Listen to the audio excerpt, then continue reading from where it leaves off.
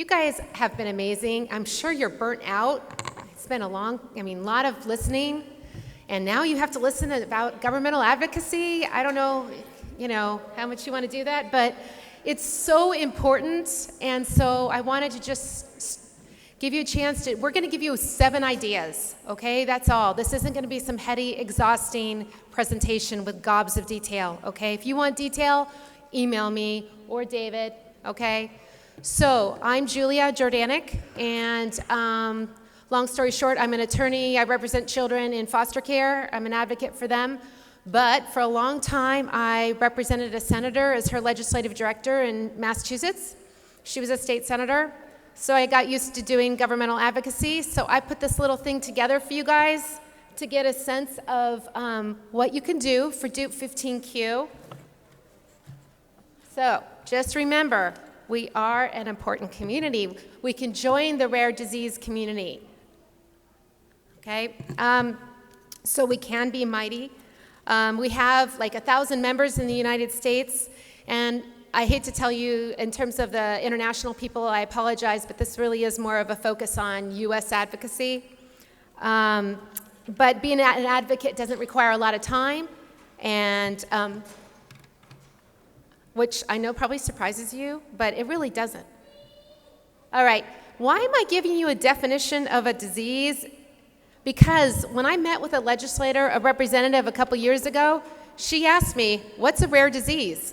And this was a federal representative, so I gave you a definition. I'm not going to read it to you, but I just thought it's in your little thing so you have it. And then I also gave you a definition of what is rare disease, because you could advocate for us, but you really should have a definition of what it means to have a rare disease. And by Congress, under the Orphan Drug Act, it's anyone, a disease that affects fewer than 200,000 people. And by the way, disease shouldn't be scary. I hate the word.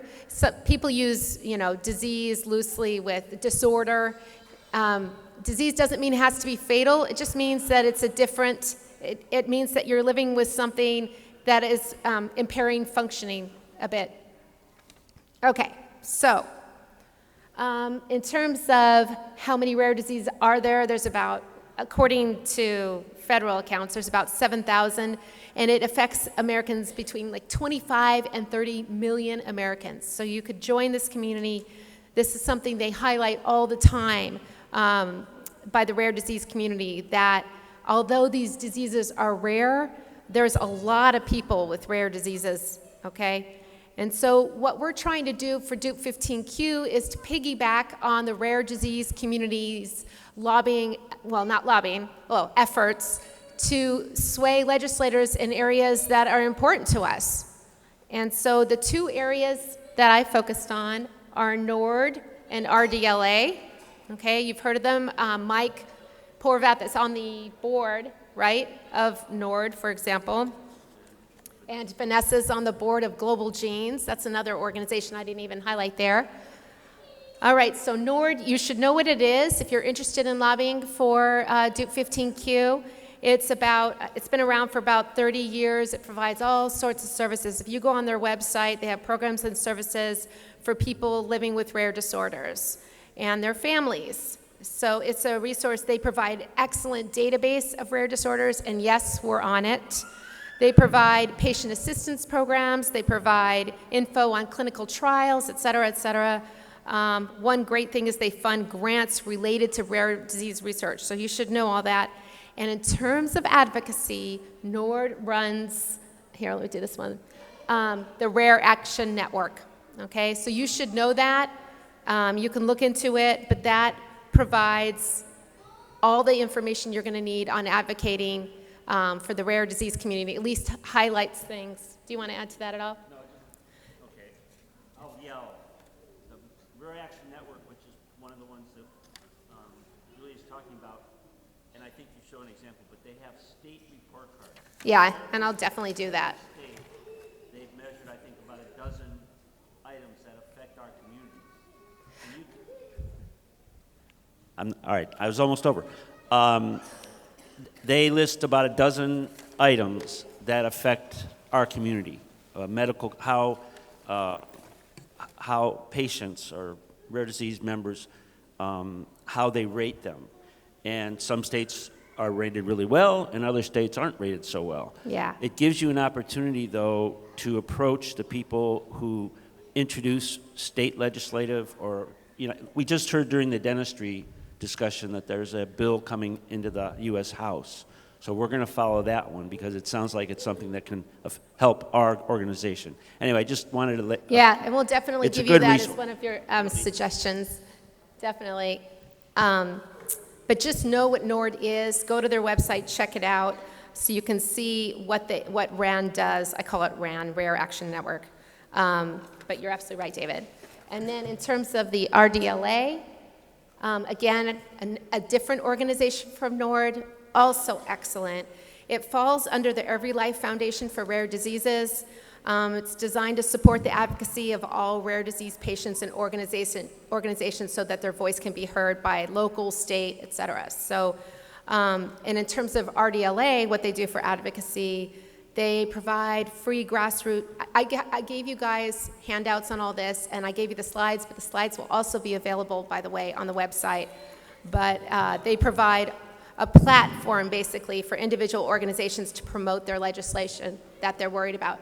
So today, this is how simple we're going to make it. There's 7 things we would suggest that you work on, and just suggestions. You don't have to, but just in terms of steps, if you want to have some ideas on how you can help the Alliance and the rare disease community, these are our 7 steps. The first one is to join our advocacy newsletter, okay? Very easy. We give you you can be up to speed about governmental activities that affect everyone with Dup15. If you sign up, you'll get our emails, and we'll tell you, hey, this is what you could work on, or if you could send an email about this. There's no required action. Just because you get the newsletter doesn't mean you have to do anything. It's entirely up to you. So I gave you the link for that. That's my first suggestion. The second suggestion is the RAN, what we were just talking about, the Rare Action Network. Go to that, sign up. You can receive news, information. I gave you a handout, number 1. You can see the types of emails you'll get from them. It's so easy. They send you an email and say, hey, this is really important to the rare disease community. Click on this and send this to your legislator right now. It's super easy. You don't even have to write the email.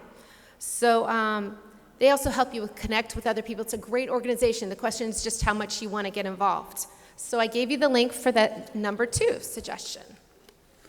All right. The third suggestion, hold on here, is, now that was NORD. The third suggestion has to do with RDLA. You can, they have what's called a take action link. You could bookmark that. I put that in your stuff, by the way, as handout number 2.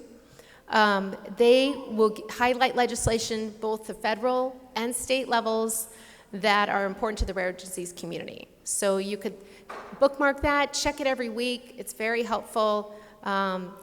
So that's how those are the first 3 steps I would say are really easy if you want to join the rare disease community in working on things that are important to this community.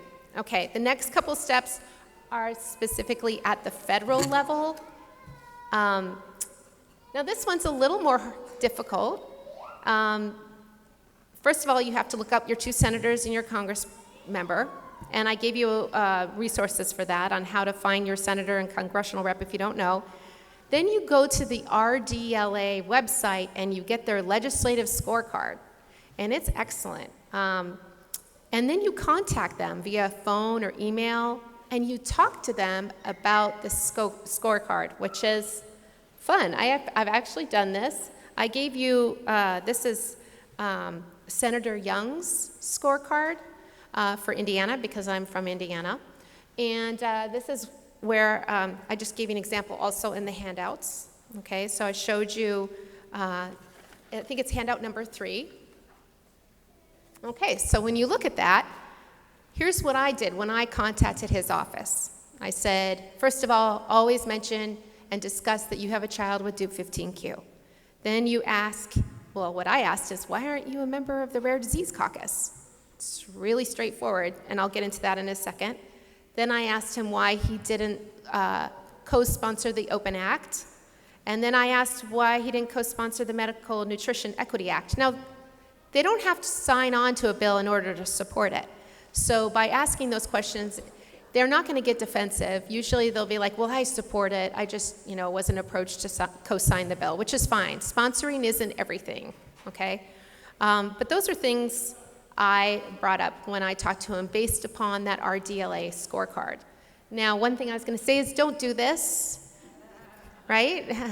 You got to be really nice and professional. And they appreciate the calls. I'm amazed. I've actually been in touch with the actual senators and reps, not their staff, probably because I visited their offices in district. That helps. Okay. So I wanted to talk quickly about the Rare Disease Caucus. All right, so this is a caucus at the federal level. Your federal representatives and senators should be on this. This is bipartisan, so it's Republicans and Democrats, and it's bicameral. In other words, it's in both the House and the Senate. This is I don't know, it's just one of those things. There's just no question they should be on it.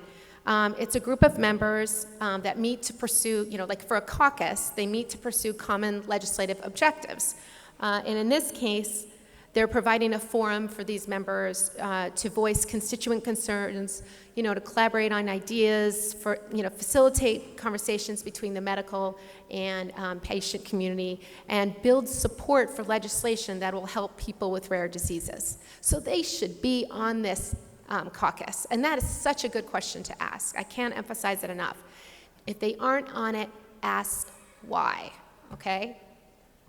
The Orphan Drug Act, I was just mentioning I asked under the RDLA, why didn't you support it last session, the Orphan Products Extension Now Accelerating Cures and Treatments, which just basically did a 6-month extension on the exclusivity period. But also, you don't even have to talk specifically about current amendments to that. What you want to do is push your legislator to support, the Orphan Drug Act. And just to give you a little history on this, and this is complicated, I don't want to bore you, okay, but it's so critical to the rare disease community. All I can say is that I gave you, I don't want to go through piece by piece here, but quite some time ago in 1962, what happened is that this Kefauver-Harris amendment, it amended federal legislation to require all drugs to undergo significant studies, scientific studies. And this improved drug safety, but then the cost for the development of new medications made it really unlikely that pharmaceutical companies would then want to focus on treatments for rare disorders. Then they would want to focus specifically on drugs that could help a larger population of people. So then what happened is that's how sort of the orphan drugs occurred. So because rare diseases were ignored and said to be orphaned because it wasn't beneficial to the drug companies to be helping them. So this gap got so significant that they passed in 1983 the Orphan Drug Act, and that was to facilitate development of orphan drugs. And it gives them, companies that do it, basically a fantastic tax credit. And I will tell you, there's been a lot of talk by the current administration to stop this tax credit.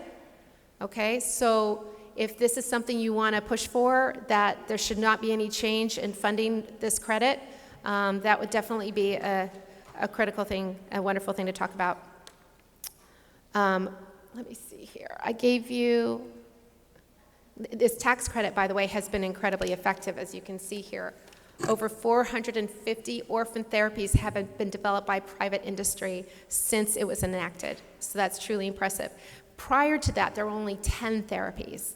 So you can see why it's so critical to continue with this tax credit. Right now, I've been in touch with NORD. There's not actually anything pending. That bill that I mentioned last session, it died. So that 6-month extension isn't there. But still, basically what you want to do is ask your Congress to make sure there's no repeal of this tax credit and to support any legislation that strengthens it. Another big one is the Medical Nutrition Equity Act of 2019. I won't get into all the details, but if that's something you would like to raise, I'm providing you information about it. By the way, while you're talking to your senator or representative about these the RDLA scorecard, my next suggestion, number 5, is to raise other hot policy topics. And I'm only giving you a couple that you could talk about with them. Ask them about funding NIH, so critical. So I gave you some slides, some information about that. By the way, NIH funding was $41.1 billion for fiscal year 2020, in that ballpark. And they help us so much in terms of funding research, so that's why that's so helpful. Another thing is you could ask them about newborn screening. This is near and dear to my heart, specifically because if they had done screening when my child was born, it would have changed everything. It would have helped enormously to have that. So again, that's something you could raise.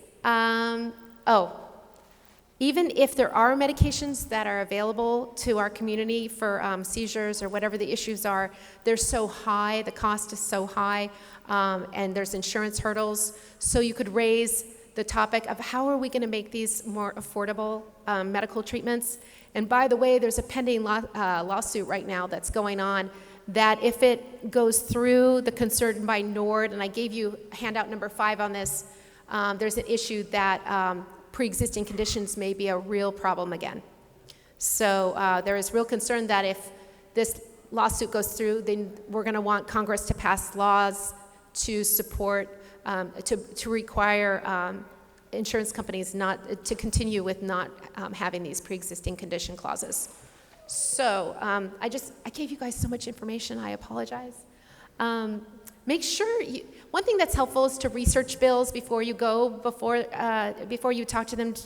I had a lot of people who would call me and just say, "Oh, please support blah blah blah." But it's helpful when you're on the other side to know that they know what they're talking about. So I gave you my go-to that I love, this website. You type in the bill number, they give you all this great information on the status of the bill. Also, if you just Google a bill, you can find information online all the time. There's all sorts of organizations that are pushing bills, so you can get that information. And I gave you a little U.S. legislative process just for fun. Okay, my next step, number 6 out of 7. Okay, that's getting close to the end here. Number 6, okay, if you sign up with RDLA's Rare Across America website, they set it up so that you can go lobby your congressperson, your federal or federal rep or your federal senator in their office when they're back home for the summer. So I'm doing that. I'm actually going down to Indy in August to go talk to them. You got to share your story, exactly what I said. Look at their RDLA website. Don't be afraid. Just go ahead and do it. It's a great experience. They should hear your story. It's always during the summer months. Registration is probably closed by now. I think it was. We sent a newsletter telling everyone sign up if you can still do it. So that would be my suggestion. Number 6 is to sign up and meet with these congressional members every summer. All right, the last thing is advocacy at the state level. As you know, you guys have senators and reps at the state level. Look them up. I gave you another great website for that. Go to the NORD website, and they have an awesome state report card that you can look at. And then again, once you've looked up your state report card, you can then discuss it with those senators and reps. I gave you Indiana's. It's really great, isn't it? Look at all that. F, C, F, C, F. So what did I do? I call my state senator and rep and say, why do we have these grades? Let's discuss it. And I talk about Natalie, my child with Dup15. And I just gave you hot topics. All of these, go back here. All of these issues here are pretty hot topics that NORD is giving you to talk to your state rep about, or your state senator, okay? So I gave you information I tell them again, like I said, about my child Dup15. I tell them about, let's talk about why you have these low grades. And then I gave you some background on this stuff. I will not read this to you. No one wants to talk about Medicaid waivers right now, I'm sure. But I talked about Medicaid waivers. I talked about HCBS waivers, all really, really important things for our communities. And I talked about medical nutrition, okay, those bills. I talked about prescription out-of-pocket expenses. I gave you some information about that. I talked about individual insurance protections in our state. I raised that. And I also asked, why isn't there a rare disease advocacy council in our state? And that sums it up. You got my 7 suggestions, okay? I tried to make it really, really simple. I know it takes courage to go in there and talk to them, and I understand you don't have time. I don't have time. Trust me, I have 3 children, 2 typical. I totally get it. I have a job that I'm running out of my office. I'm doing the board stuff, and yet this to me is so important. So thank you for your time.